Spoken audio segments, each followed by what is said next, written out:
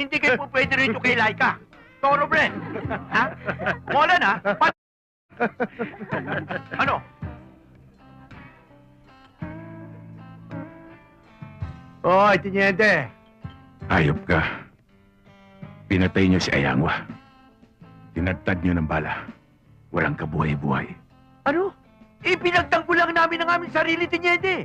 Na-tiyempong nagsusurvey kami para sa expansion ng binahan.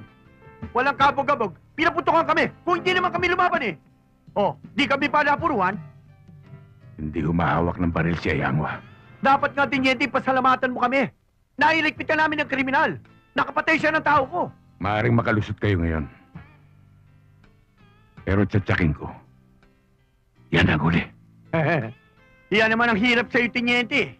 Nasayaran lang ng konting base lalamunan mo ng mga baranggani.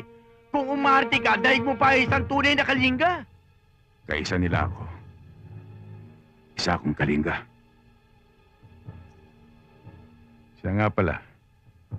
Hindi ba gusto mong malaman kung bakit magkaiba ang kulay ng aking baril? Puti at itim. Itong puti, para sa mga taong walang buti.